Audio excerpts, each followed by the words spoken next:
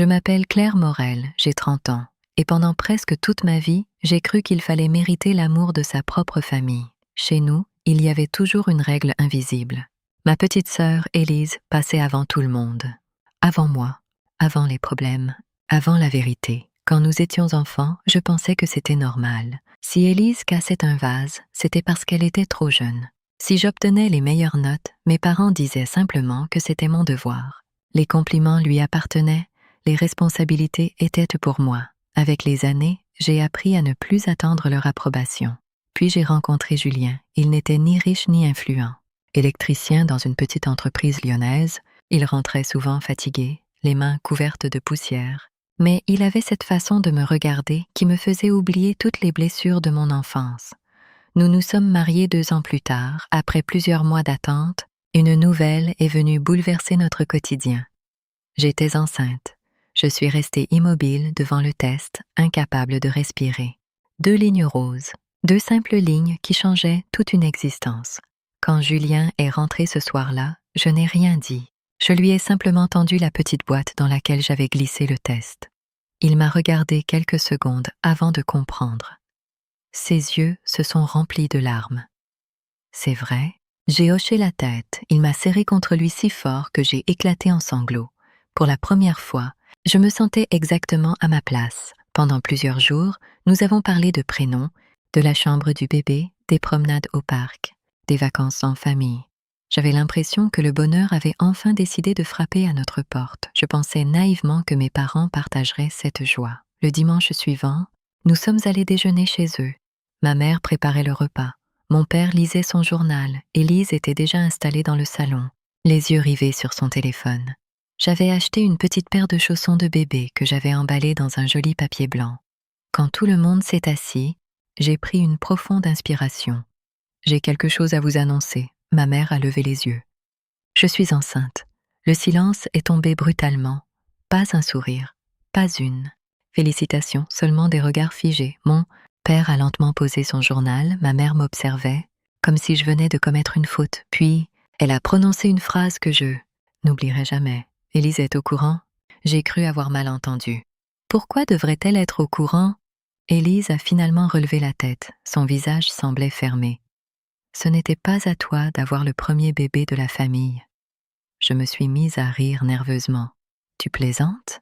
Personne n'a ri. L'atmosphère devenait irrespirable. Ma mère s'est levée d'un mouvement brusque. Ses yeux étaient remplis d'une colère que je ne lui connaissais pas. Tu aurais dû attendre. Ces 4 mots ont glacé tout mon corps. Je regardais Julien, incapable de comprendre ce qui se passait. Puis ma mère a fait un pas vers moi et, pendant une fraction de seconde, j'ai compris que ce déjeuner allait changer ma vie pour toujours. Le printemps arriva plus vite que je ne l'avais imaginé. Les semaines passaient, et avec elles, la peur laissait peu à peu place à l'impatience. Julien m'accompagnait à chaque rendez-vous médical, parlait déjà à notre bébé chaque soir, et répétait qu'il n'avait jamais été aussi heureux. Notre maison n'était pas grande, mais elle débordait d'amour. C'était tout ce dont j'avais toujours rêvé un matin d'avril. Les premières contractions commencèrent. Quelques heures plus tard, notre fille vint au monde. Nous l'avons appelée Lucie. Lorsqu'on la déposa dans mes bras, le temps sembla s'arrêter. Ses petits doigts s'accrochèrent aux miens, et je compris immédiatement que plus rien ne serait jamais comme avant. À cet instant, toutes les blessures de mon enfance perdaient leur pouvoir. Je n'avais plus besoin de courir après. L'amour de mes parents. J'avais désormais une famille que je construirais autrement. 2 jours après la naissance, quelqu'un frappa doucement à la porte de la chambre d'hôpital. C'était Élise. Elle tenait un petit bouquet de fleurs blanches. Ses yeux étaient remplis d'émotion. « Je peux entrer ?» J'acquiesçai. Elle s'approcha lentement du berceau. En découvrant Lucie, elle fondit en larmes. « Elle est magnifique. » Puis elle se tourna vers moi. « Je te dois des excuses. » Je secouai doucement la tête. « Tu étais prisonnière des idées qu'on t'avait imposées. » Elle baissa les yeux. « Peut-être, mais j'aurais dû réfléchir par moi-même. » Je pris sa main, pour la première fois depuis des années. Nous n'étions plus 2 sœurs opposées. Nous étions simplement 2 femmes qui tentaient de réparer ce que d'autres avaient brisé. Avant de partir, Élise embrassa doucement le front de Lucie. « Je te promets qu'elle aura toujours une tante sur qui compter. » Je la crus. Quelques semaines plus tard, Madeleine organisa un déjeuner chez elle, autour de la table. Il n'y avait ni tension, ni faux sourire, seulement des conversations sincères. Mon père arriva en dernier. Il semblait vieilli, ses épaules étaient recourbées, son regard fuyant. Après le repas, il demanda à me parler seul à seul. Nous marchâmes quelques minutes dans le jardin. Il s'arrêta devant un vieux rosier. J'ai été lâche, c'était la première fois que je l'entendais reconnaître une faute. J'aurais dû te protéger, je le regardais en silence. Tu as choisi le silence pendant des années. Il hocha lentement la tête. Et ce silence m'a coûté ma famille. Ces mots étaient sincères, mais certaines blessures ne disparaissent pas avec un simple pardon. Je ne te déteste pas, répondis-je calmement. Mais la confiance se reconstruit avec le temps, pas avec des promesses. Il essuya discrètement une larme. Je lui souhaitai une bonne journée avant de rejoindre Julien et Lucie. Ma mère, elle, continua à envoyer quelques lettres, jamais insistantes, jamais accusatrices, seulement des mots simples, des regrets. Je les lisais, puis je les rangeais dans un tiroir. Peut-être qu'un jour je serais prête, peut-être pas. Je n'avais plus besoin de décider immédiatement. Les années passèrent. Lucie grandit entourée de personnes qui l'aimaient sans condition. Madeleine lui apprit à jardiner, Élise devint sa marraine et partageait avec elle chaque anniversaire, chaque fête, chaque petit moment important.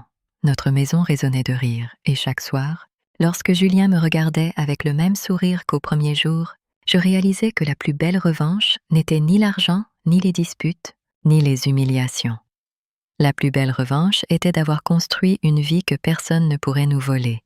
En quittant cette maison familiale ce jour-là, je croyais avoir tout perdu. En réalité, c'était le premier jour de ma liberté, parce qu'il existe des chemins sur lesquels on ne revient jamais et, parfois, c'est précisément là que commence le bonheur. Je suis restée plusieurs minutes sans bouger.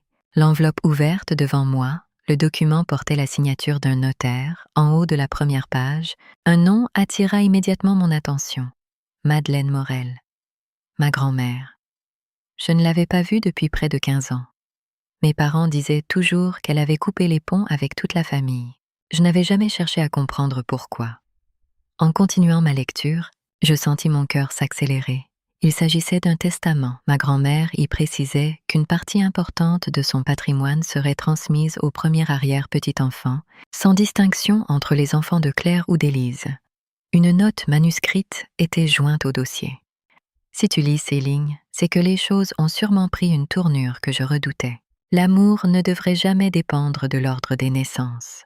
Je relus cette phrase plusieurs fois, alors. Tout était lié, ce n'était pas seulement une question de jalousie. Mes parents avaient toujours su que le premier arrière-petit-enfant bénéficierait de cet héritage. Je compris enfin leur réaction. Ils avaient laissé l'argent déformer leur jugement. Le soir même, quelqu'un frappa à notre porte. Julien alla ouvrir. Quelques secondes plus tard, il revint accompagné d'une femme élégante aux cheveux argentés. Je la reconnus immédiatement. « Grand-mère », Madeleine sourit avec douceur. « Je suis désolée d'avoir mis autant de temps à revenir. » Je la serrai dans mes bras. Pendant quelques instants, je retrouvai cette chaleur que je n'avais jamais reçue de mes propres parents. Nous nous installâmes autour de la table du salon. Elle observa longuement mon visage. Élise m'a tout raconté, j'écoutais sans l'interrompre. Elle m'expliqua qu'elle avait volontairement gardé ses distances après de nombreuses disputes avec ma mère. Selon elle, ma mère avait toujours voulu tout contrôler. Lorsque la question de l'héritage était apparue, cette obsession s'était transformée en favoritisme. Elle espérait qu'Élise serait la première à avoir un enfant, non par amour, mais pour garder le contrôle de l'argent et des décisions familiales. Madeleine posa doucement sa main sur la mienne. Ce n'est pas l'héritage qui compte, c'est le fait qu'ils aient oublié ce qu'est une famille. Julien acquiesça. Personne ne parla pendant quelques secondes, puis Madeleine prit une profonde inspiration. Il est temps de mettre fin à tout cela. 2 jours plus tard, nous nous retrouvâmes devant la maison de mes parents. Cette fois, je n'avais plus peur. Julien tenait ma main. Madeleine marchait lentement avec sa canne. Lorsque ma mère ouvrit la porte et aperçut sa propre mère sur le seuil, son visage pâlit immédiatement. « Maman, laisse-nous entrer. » Sa voix était calme, mais son regard ne laissait aucune place à la discussion. Mon père resta figé dans son fauteuil, comme toujours. Madeleine déposa le testament sur la table. Elle regarda ses 2 enfants avec une immense déception. « Pendant toutes ces années, vous avez fait croire à Claire qu'elle valait moins que sa sœur. Le silence envahit la pièce. Ma mère tenta de répondre. « Tu ne comprends pas. »« Si. Je comprends parfaitement, » Madeleine la coupa. « Vous avez laissé la peur de perdre un héritage détruire votre propre famille. Pour la première fois de ma vie, je vis ma mère incapable de trouver les mots. Elle baissa les yeux. Aucune excuse, aucune justification, seulement le poids de ses propres choix. Je pris alors la parole. « Je ne suis pas venue pour réclamer de l'argent. » Tous me regardèrent. « Je suis venue pour vous dire que mon enfant ne grandira jamais dans une famille où l'amour dépend de la préférence ou de l'intérêt. » Je me tournai vers Julien, il me sourit. Nous quittâmes la maison sans nous retourner. Pour la première fois depuis très longtemps, je me sentais enfin libre. Le temps sembla s'arrêter. Ma mère leva la main, mais Julien réagit avant elle. Il s'interposa entre nous et attrapa doucement son poignet. Ça suffit. Sa voix était calme, mais suffisamment ferme pour figer toute la pièce. Ma mère retira brusquement son bras. « Tu n'as rien à faire dans cette histoire ?» Julien la regarda droit dans les yeux. « Tout ce qui concerne ma femme et notre enfant me concerne. » Mon père resta assis, immobile, les mains croisées sur ses genoux. Comme toujours, il préférait le silence au courage. Élise observait la scène sans dire un mot. Je sentais les battements de mon cœur résonner dans mes oreilles. Je ne comprenais plus ma propre famille. « Pourquoi êtes-vous en colère ?» demandai-je d'une voix tremblante. Ma mère soupira profondément. « Parce que tu as tout gâché. » Ces mots me transpercèrent. « Gâché quoi ?» Elle croisa les bras. Depuis toujours, nous avions imaginé qu'Élise serait la première à fonder une famille. Elle mérite de vivre ces moments avant toi. Je restais sans voix. Comment pouvait-on comparer une naissance à une compétition ? Julien serra ma main. Nous rentrons. Personne ne tenta de nous retenir. En refermant la porte derrière nous, j'eus l'impression de quitter bien plus qu'une maison.